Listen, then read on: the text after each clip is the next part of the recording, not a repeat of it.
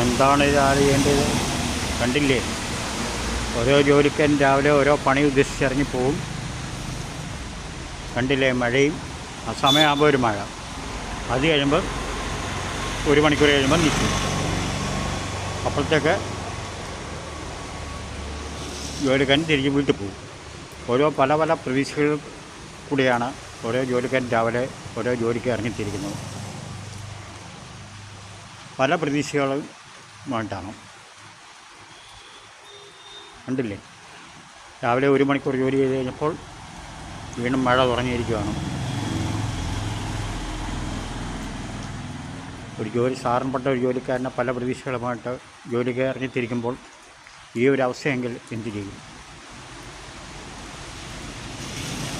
സർക്കാർ ഇവരെയൊക്കെയാണ് മുൻകൈയെടുത്ത് സഹായിക്കേണ്ടത്. സാധാരണപ്പെട്ട ജോലിക്കാരെ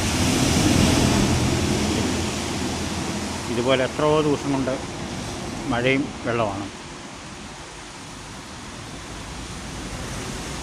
രാവിലെ ഇറങ്ങിപ്പോകുമ്പോൾ ഓരോ മനുഷ്യനും പല ചിന്തകളുമായിട്ടാണ് ഇറങ്ങിപ്പോകുന്നത്.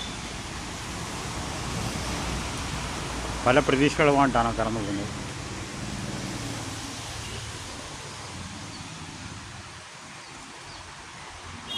ഇതാണ് മനുഷ്യനെ, ഇങ്ങനെയുള്ള ഓരോ കാര്യം കൊണ്ടാണ് മനുഷ്യനെ ആത്മഹത്യയിലേക്ക് നയിക്കുന്നത്.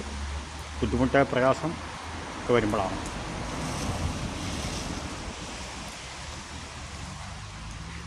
ബുദ്ധിമുട്ടും പ്രയാസവും രോഗങ്ങളും വരുമ്പോൾ മനുഷ്യനെ സ്വയം ആത്മഹത്യയിലേക്ക് നയിക്കുകയാണ്. ഓരോ മനുഷ്യൻ്റെ അവസ്ഥ ഇത് തന്നെയാണ്.